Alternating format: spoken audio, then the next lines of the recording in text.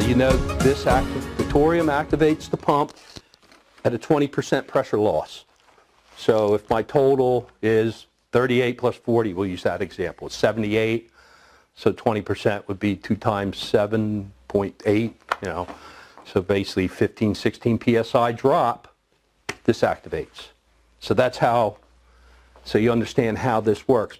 Guy I spoke to yesterday, he was, he plugged in the pump, he was at 92 pounds and he unplugged it. He says, well, the pump won't stop running. Well, he never let it run longer because as soon as he saw 92, he freaked out. And that's what their training has taught them. And I said, listen, if you isolate it by shutting off, inlet, outlet, bypass valve, let it pressurize. He goes, well, it's going up to 92. I said, yeah, but pipes and valves and fittings are all rated for 300 PSI, solder, glue. I mean, you should be okay in this little isolated spot. We're only pressurizing, a couple feet of pipe. Oh, okay. So he leaves it on. He says, oh, it's shut off. I said, okay, now I know the controller's working correctly. Let's see if the check valve is holding. So open up the inlet valve first. So make sure the water's not going back to the street or back to the well. And he opens that up, and no problem there. And he opens up the outlet, boom, the pump activates. I said, you're either not done pressurizing all the pipes in the house, and by the way, it was a 7,000 square foot house, so this is going to take probably 10 minutes to pressurize all that pipe. And on top of that, when that gets all done, it will shut off. Unfortunately, he had 40 PSI coming in, and it was a 2030. We were adding 50 to it. His gauge was saying 92. And there might be a little inaccuracies in the gauge. But I said, that's where you are. You got to get a pressure reducing valve and lower your incoming pressure. I don't know if you guys have seen this diagram. I know you have it. Okay, you're familiar with this. I've shown you guys before. If you need to look at it again, there it is. What we do is we put we lower the inlet pressure. And then I told him, I said, 92, how big is the house? A lot of plumbers don't feel comfortable with giving anything greater than 70 PSI. They got to live with it, because if something goes wrong, they're the guys that are going to arbitration with the lawyers and so on. Okay, so with all that being said, you got to let these guys know 38 PSI is where this is going to add to what you have. This is the way it's lowered by a pressure reducing valve before the pump. It's pretty simple. I mean, any questions on that? You'd always recommend putting it before or after? When you do it after, this is what when we get guys that buy too much pump, and they end up, I can't squeeze down the pressure so much here because I'm squeezing down flow too. That's an issue. And I hate that when they buy a pump that's too big. So the discharge, yeah, you can put it on the discharge too, but you better include an expansion tank or it's going to cycle. That's really it. I don't like to do it that way, but you got to do what you got to do sometimes. If you have a question or you feel uncertain or you say, I don't quite understand, let's talk about it, because I've been doing this pretty steady now on the tech side, at least 10 years, like intensely a lot. This is a very comfortable pump to sell. And if you have one of those plumbers that's doesn't want that, he thinks 60 pounds is too much pressure, right? Hey, our shower heads are rated for 2.5 at 80 PSI. Who in the heck came up with that? So people that have body sprays and shower heads and so forth, they're not going to get what they want or what they paid for, and they pay a lot of money for thermostatic valves and systems and custom bathrooms like that, and I can't get the pressure I want because the plumber don't want it that way. Well, sorry, but here's what I'm finding out. When you have 40 PSI and I add 20 to it, they think it's wonderful anyway. So they don't know. They don't know. So any improvement is wonderful, I'm finding out. And usually the installer, be it the homeowner or the plumber, are like a magician. They go in there and do the thing in the basement and everything starts working better.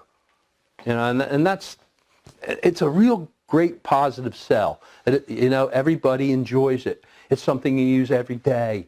It's people, I know they don't want to part with their money. I get that too. We're all like that. But this is something you use every day. Why I'm going over this part, because I feel like this is the easiest pump to sell. It's a small footprint. That's the other thing they really enjoy about it. So that's why I like pushing this one. And the other one, of course, being the 2030, because I'm finding out between 38 or 50 PSI, that's usually all the further we're going to go with when we have incoming pressure, okay? The other side of it is, how about if we have a cistern? Then it's a whole nother world. When we're talking cistern, it's like, okay, I'm going to have a 50 PSI boost in my, whatever, we'll call it a row home or trailer or rancher or whatever. It might be a 2-bedroom, 1 bath, a kitchen. I mean, you don't need much. 50 PSI is probably fine. If they say, I want a little more, I have an upstairs, I might have, a little cabana or something, they go, well, yeah, you could go to a 1445. Some of these guys go right to the 2040. I got a bigger home with a cistern, and I got 3 bathrooms, and I got 3 floors. You might want to go to 78 PSI. So they're really like the choices. Do you feel comfortable with sizing? Does that, you feel like that's, what you're talking about is what I want to say. That's why I put this together for you, so you will know the boost of every model. These are pressure pumps, not variable speed, just pressure pumps. And then I give the features on the other side. So we talked about the swivel, discharge out top and side or both. We talked about the stainless steel hose, T2, the O-ring connection here. Because when this leaks, it looks bad. Anything that looks bad, a homeowner is going to judge it by its looks. And this makes the plumber look good. If it doesn't leak, it looks like he's really done a great job, or a homeowner. No tape, we talked about that. Built-in check valve, you see that. The accumulator, well, everybody says, well, I don't need a tank with this system. Well, when these people are talking tanks, you're talking supply tank, like a bladder tank, which would be a pressure tank, or are we talking thermal expansion tank for your tank water heater? So that's where I get into that conversation. So the tank water heater is you cook water in a tank, it expands. It goes down the cold line. Well, usually code in most spots, you have your expansion tank.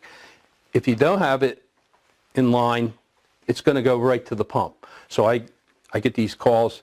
They say, well, I'm looking at my gauge, and my pump is off, and the gauge is going up and up. And I say, Dad, you got a magical pump. I can't believe it. And you can tell that what are you talking about? Or they start laughing, and then I start explaining about thermal expansion. Because most homeowners don't have a clue what that is. And they don't know pumps, and they don't understand this stuff. So I try to, make it fun, make it easy so they understand there's thermal expansion. You cook water, it expands. It's as basic as that. The expansion tank takes care of that. If they do want storage, say, look, I got this pump. I want it to last as long as it can. I have people that live in the basement, sleep in the basement, or I have an apartment down there. I don't want the pump coming on every time we open up a valve.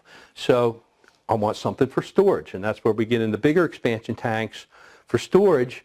So say instead of it coming on 30 times a day, it'll come on 8 times a day. You're definitely going to get longevity. The people are still going to get what they want. You sold an extra tank. And these guys sell a tank.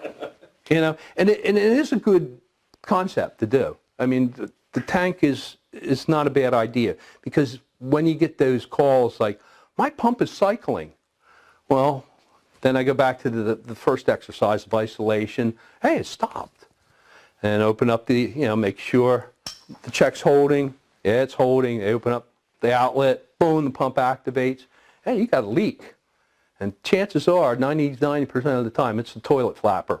It's not seating on the flush valve, okay? So, and here's the other trick of this. There's two tricks, actually. One is it intermits.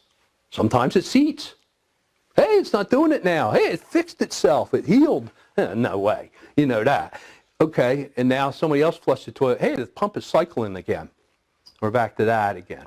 So that's another thing that'll fool you. The other thing that'll fool you, and I've talked to some of the most experienced plumbers, is sometimes not even water's going by the flush valve. It's only pressure only. There's no water. Because they'll try to say, well, I don't hear any water running. Yeah, because there's water not. It's just the pressure itself is going by. And it's enough to drop the pressure to activate the thorium. Now, you know the thorium activates the pump at a 20% pressure loss. So if my total is 38 plus 40, we'll use that example, it's 78. So 20% would be 2 times 7.8, So basically 15, 16 PSI drop, this activates. So that's how, so you understand how this works. If you have a question or you feel uncertainty or you say, I don't quite understand, let's talk about it, because I've been doing this pretty steady now on the tech side, at least 10 years, like intensely a lot.